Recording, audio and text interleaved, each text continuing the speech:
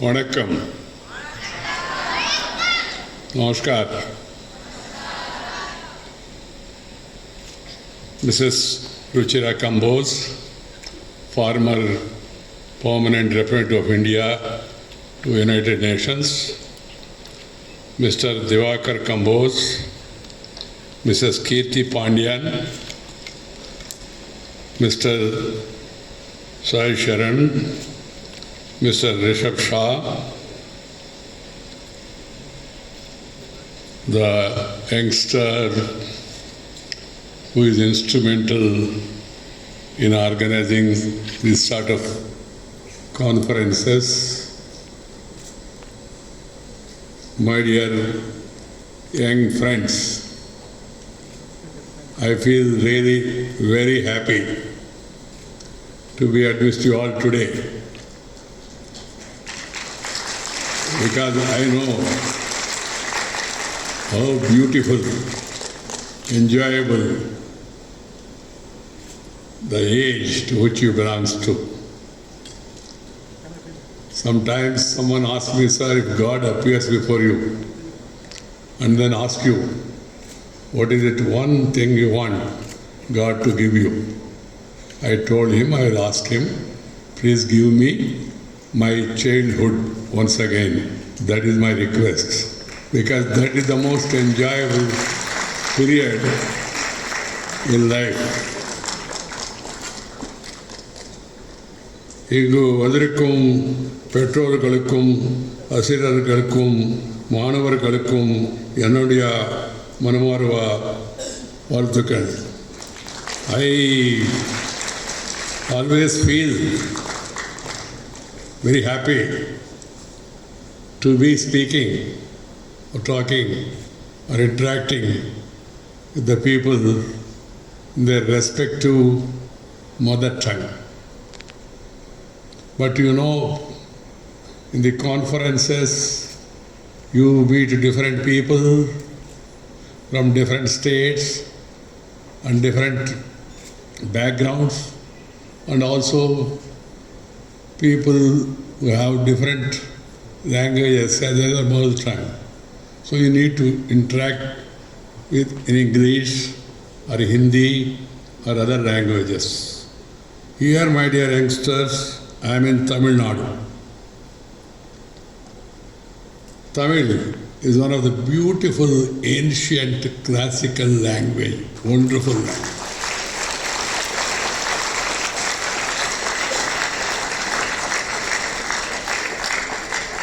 There are many Indian languages, undoubtedly. So my first advice before I speak about other issues is first, feel proud of your mother tongue. At home, speak in mother tongue. Don't call this mummy, daddy, bidi, jadi, kedi. Avoid that stuff. Call Amma, Ayya, Anna. That comes from heart. So everybody among themselves, first of all, in the family, they should speak in their mother tongue.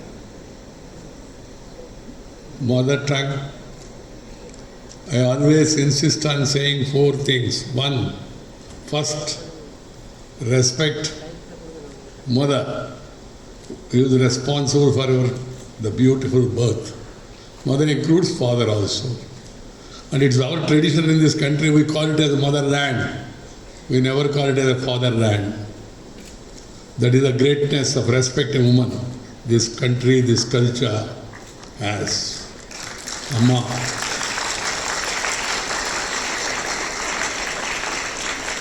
Second is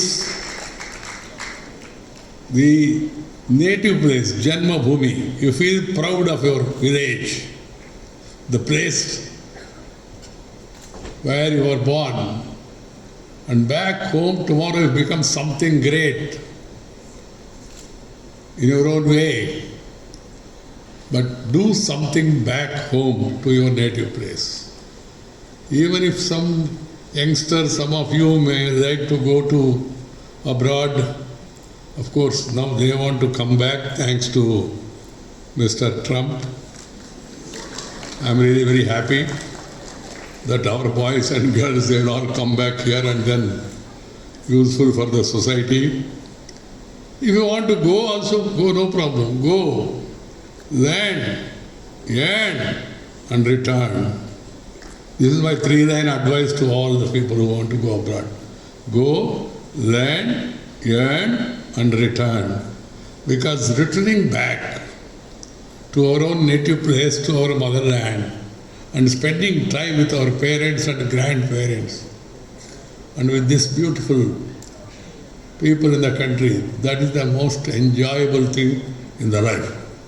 Friends, today, this conference, Concourse of India's international movement to unite nations, is a very important topic. That this event is being conducted by one of the world's largest youth-run organization that aims to bring the world closer the Indian way. Because we, in Indians, we believe in Vasudaika Kutumbakam. The entire world is one family. That is the feeling of India. Sarve Jana Sukhino Bhavantu. Share and care is the core of Indian philosophy. India was the richest once upon a time. Before the British takeover, we had great GDP in terms of GDP also. But they came here, they ruled us, they looted us, they cheated us. They cheated the minds of some of our people also, who later started telling us that they are great and we are inferior, they are superior. Robert Clive the Great, Alexander the Great, but not Veerapandya Kattabomman, but not Allur Sitaramarazu, but not V.O. Chidambaram Pillai, but not Rani Rudramma. There are many great people, heroes in this country, but the history books never gave them importance because it was written, one, by those people, second, and people inspired by them because of the colonial rule we had. This non-profit youth organization, I'm told, works in 220 cities and 35 countries with the aim of uniting the world using the Indian approach, Vasudaika Kutumbakam. Your objective to empower the youth by enabling them to solve the global problems at an individual level is a commendable one. I learned that this concourse is being attended by 13, 19-year-olds from across the state who will be debating on various international, national and local issues. I am also told that your activities to empower students to explore global issues through an Indian lens is done through I.I.M.U.N clubs, chapter conferences and international conferences, among other things. This emphasis on Indian perspective is all the more relevant today when Bharat, under Prime Minister Sri Narendra Bhai Modi and the leadership, has emerged as a major global player. India, the world's fourth largest economy, engaged with all world players today, big or small, on equal terms, treating them as partners. You as young Indians are part of great socio-economic transition and transformation. As I was telling you, India was rich, great, but India never attacked any country in the entire history, in spite of being great. Small countries, Portuguese came and ruled Goa, Portuguese. India of this size and this great history, we never thought of enslaving anybody because we believe in the concept of Vasudhaiva Kutumbakam. Youngsters, you are the drivers of the change. And the future of this great nation rests on your shoulders as our development journey takes us into Amrit Kal. Bharat is the fastest growing major economy in the world, ranking 4th.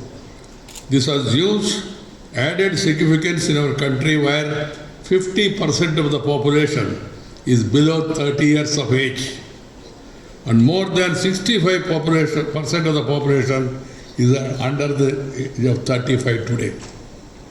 Today, India is seen as the future talent factory of the world. Actor, opportunities are there in Indian democracy. Beauty is that a tractor running farmer's son could become Vice President of India. How that is the beauty of Indian democracy.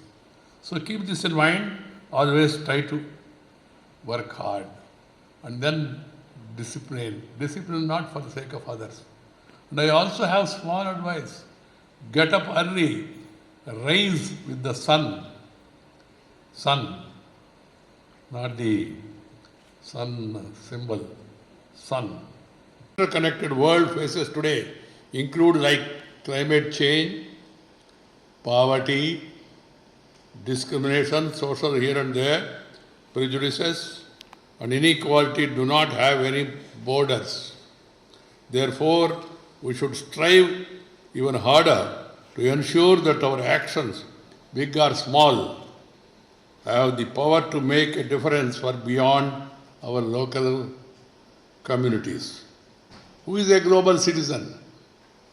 A global citizen is one who is aware of the world with all its diverse challenges, respects different cultures, and cares about the impact of the choices he makes.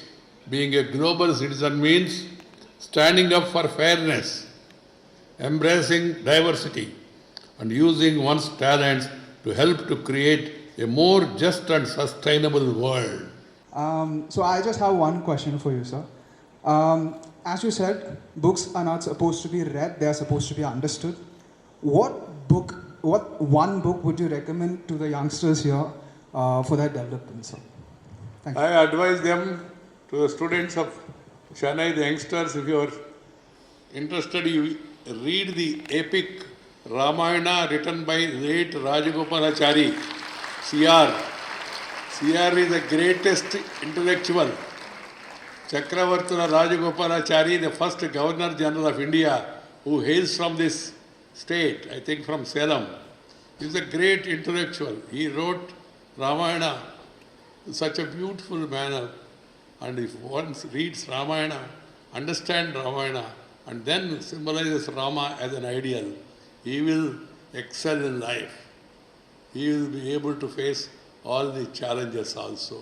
British people, I am told, they were not afraid of Pandit Jawaharlal Nehru or Mahatma Gandhi. They used to be afraid of Chakravarti Rajagopalachari, CR, because he was so intelligent. That's what you people used to say. They used to respect Gandhiji more, but as far as the knowledge is concerned. So my advice is simple, Ramayana written by Rajagopalachari.